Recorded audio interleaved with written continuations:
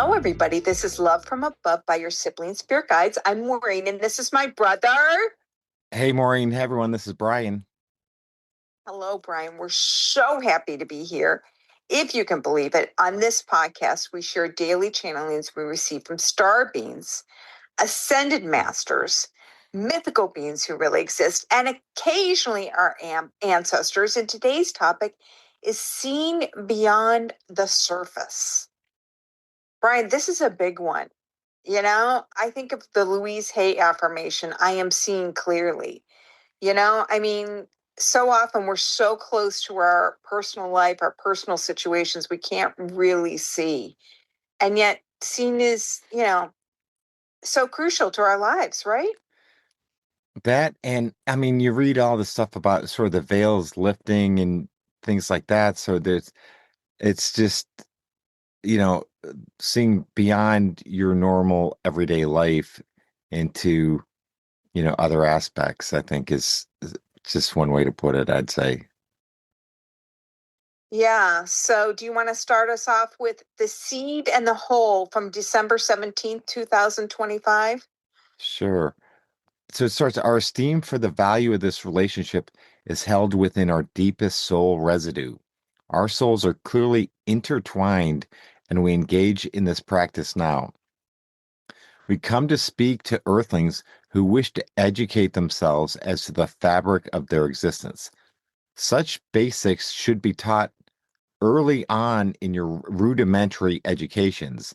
The fact that we are bestowing upon you these basic trivial rights that others have clearly engaged with speaks volumes as to the true nature of your planet's malevolent forces. So let me just pause there. Like, I know our rudimentary education in planet's malevolent forces, but what comes to mind with that, Maureen?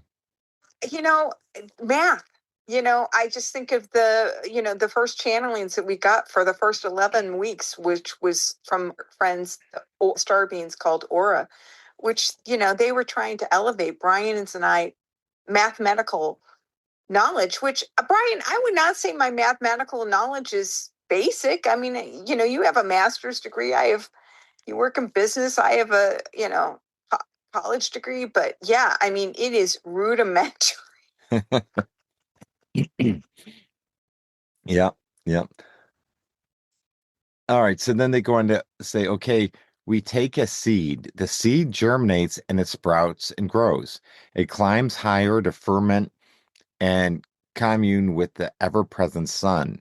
It spawns new life and spreads among the ground coverings. The seed is watered by earth and nurtured by the roots and fed by the sun. How are you different from from the seed? You emerge from the acorn of your own unique self. You sprouted as you grew and spread your wings wide to engage with many other beings likened to yourself. The seed is an apt analogy, for the seed grows until it drops other seeds, planting other thought processes, birthing new opportunities. The circle continues and continues and continues. Where are you in your life cycle? Are you spawning new seeds? Have you sprouted and grown? Are you are you beginning by nurturing beneath the earth and have yet to spread your wings and sprout forth? These questions can be answered in every aspect of your industrial lives. You may need a reset in one area while another area of your life is thriving. We look for the genesis of the entire being. One cannot be segmented in this area, but that is what humans do.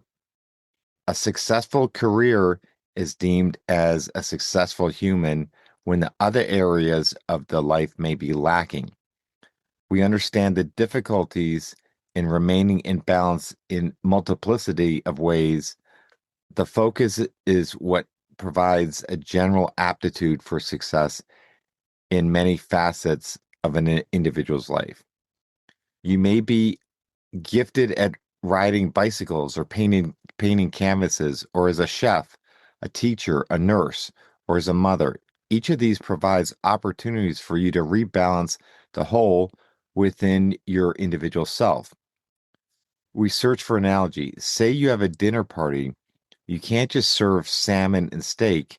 Your salmon is the best recipe in the world. Your steak is juicy and tender. Your guests expect a complete menu. What is the dessert? Where are the drinks, the appetizers? Where are the plates, the cups, the saucers? All these things work together to form a whole. If you serve an incredible dinner, but you are missing napkins, silverware, cups to drink from, then your party will not be viewed as a success. It requires the process of the whole. We provide another example of flight. Before going on a flight, the operations manager checks to make sure that each apparatus is in the correct position and the vehicle is properly fueled, the luggage is aboard, and the passengers are secured. Then the flight is ready to depart. If the flight departs and there's no luggage, or there's no meals to serve the guests, or if the flight attendants are not present, this flight is not successful, even if it arrives on time. It takes the multiplicity of engaging in the parts of the whole. We ask for humans to look at their complete aspect of their life. Are their relationships well? Are their relaxation techniques engaged in? It's fine to have a successful career, but that does not define you as a person. Neither does your relationships or your capabilities and strengths. You are what God intended, a magnificent reflection of their ultimate image, a mirror of their ultimate selves to be reflected upon each and every one in the multiverse. You understand our meaning now. We retire. I love this message because, yeah, is in our society, it's so many people are just driven by their work, and that defines every aspect of them. But there's more to, the whole of you. What comes to mind when you see this message, Maureen? Yeah, absolutely. I love this. And, you find that, the first question that somebody asks me usually when I'm traveling the world is, like, what do you do? I mean, so it's like you're literally defined by, you know, your action, but you are what, I always think, I've never done this, but I always want to say, I am that I am, I am greater than what I do, where I live, you know, yeah. So this is really, really, I love this aspect of looking at the complete entirety of your being. How are your relationships? Is your relaxation technique? And, how is your career? How is your home life, everything? Because if you look at you know, some aspects may be great, others may need some attention. You know what I mean? It's that delicate balance that we all search for. Yeah, so true. So true. Yeah. So I'll go on to the next message, which is from December 13th, 2025. And this is on the Council of Unified Beings. We embrace those who cautiously engage with the unified structure of multiple beings. You are more than your industrial selves. You employ others who work on your behalf, whether a coworker, a spouse, or a child. You work together in those of harmony and peace within the cellular structures of your abode. We say, why not augment these cellular practices to include those seen beyond your realms of vision? We note how curious humans are to interact with their heavenly brethren, yet the forays into forming these ultimate partnerships are often outside the realms of normal.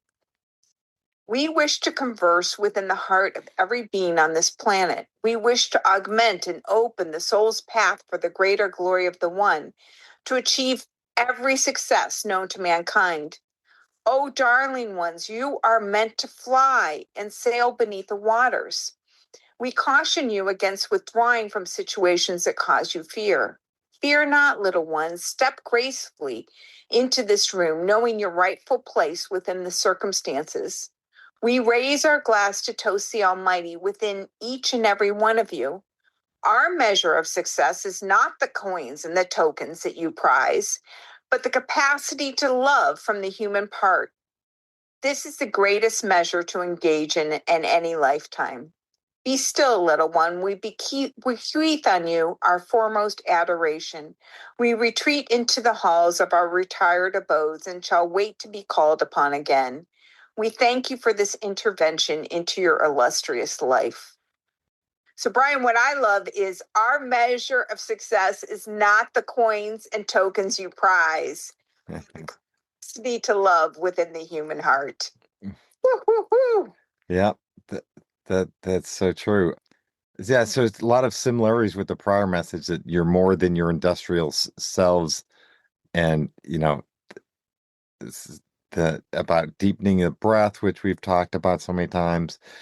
I love that we're meant to fly. Maureen, I've always wanted to fly, be able to fly. I mean, and sail beneath the water. So I know it's coming someday. We're going to be able to do all this stuff, and I look forward to that. Yeah, and Brian and I do the Merkaba meditations, and we've talked about this before. I mean, once you activate that Merkaba, I mean, you should be able to. You don't need a plane to go to Tibet. You can, just whip yourself over there. And we both have read a lot of books about the ascended masters, and that's where they're living. You know what I mean? Whatever they want, they can manifest. And so, yeah, beautiful message. Beautiful, beautiful message. All right, so then I'll go on the next one. It's from December 4th of 2025. Seeing beyond what you cannot see. Darling, we come to you united with the blazing single force of united glory. We are gratified that these teachings are reaching beyond the normal avenues of religious education. We applaud those who seek alternative sources of important material for what is more crucial than your ultimate salvation. We shall commence with the education of the one known as Maureen and Brian. You are unaware of the obtuse nature of your ultimate physical selves. Can you see your backyard and your behind? Oh, wait, I'm sorry. Can you see your back and your behind? Can you examine the soles of your feet when you're standing? No, you cannot. In the same way, you're generally unaware of the full complement of the natural reach of the power of yourself. Imagine if you were driving in your car without fuel. This would be an impossibility. In the same way, you cannot reach the higher domains with first engaging in self-reflection to see the greater glory of your ultimate self. When you look within, you shall find a host of heavenly brethren who unite with you in a partnership to unite your physical self with the ultimate one. We give you the example of your connectivity. Can you connect to your partner, to your sibling, to your neighbors by staring at the phone? It requires engagement. You must press a few simple buttons, and voila, you're connected. The work required is not difficult. However, it's the acknowledgement of this step which allows the greater one to prevail within your ultimate self. You know not of what we are speaking, we search for another analogy. Say you look at the leaves that have fallen from the tree. It is autumn. You're mortified by the death of so many leaves. You sadly, mournfully gather them in a ritualistic practice. You assemble them in a pile as an offering of the relief of your ultimate suffering. But those who can see the greater glory of the one know that this is just a circle in life, and that new life shall be soon sprout forth. There is much joy in becoming at the end of the circle, whether it's through death or dissolution. This is a point of rejoicing. This is when the flower bursts into bloom, the leaves exhibit their brightest colors. This is the most startling nature of your own illustrious time on this planet. Celebrate it and enjoy it, which shall be near. So, yeah, there's a lot of great pieces of that one. Oh, I guess what resonates most with you, Maureen? Well, I love this concept. And you think about it, it's true. You know, the leaf on the tree, it's its most beautiful as it's dying. The flower bursts into bloom. And so to really celebrate that, I also like the idea of, um, the analogy of connecting with the phone. Like it's not a big action that it requires on our part, but you can't just stare at your phone Yeah. to call your mother. You have to take some action.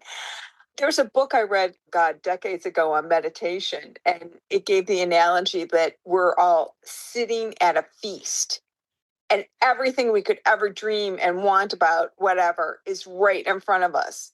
But we have to take the action to connect with it.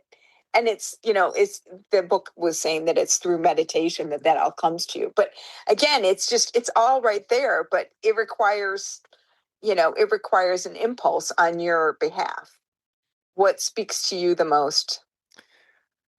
Well, also that really the circle of life, as we've talked about before, death is not, there's so many people that are so, obviously sad when someone passes or some, and that's a natural part, but also is a point of rejoicing, you know. So it's whether through nature or it's through just life in general. I think that, but yeah, I like both those analogies, and I just think they're really good. It's interesting how they do this. I think you mentioned this before. They look at your mind to find something if like it's not if you can tell that you're not understanding and look for another analogy. But I think those are just really helpful for understanding their messages. Yeah, the analogies are very, very helpful. Actually, we channeled a message this week that was kind of similar. It was saying that, I don't know if you remember this one, it was saying that if you come into a darkened room and you want the light, like if you couldn't see anything, it might take a while. So you might have to go along the wall to search for the light switch. But actually, flipping the switch is easy. And that each one of those things to go along the wall, one might be yoga, one might be, sound bath therapy, one might be, acupuncture, who knows? But it's all, it just, it's a simple thing. And I was listening to a podcast today, and they were saying that literally, you can achieve enlightenment like Byron Katie, like in an instant, you know, Yeah. that point, and it's just like you're ready, and it's just it's there. So, gosh, Brian, I'm ready for it. How about you? Same. Looking forward to that, definitely. Yeah. So I'll close up off with a short message from December 16th of 2025 about loving the journey. Gosh, Brian, we all, I think about that. I was just telling you,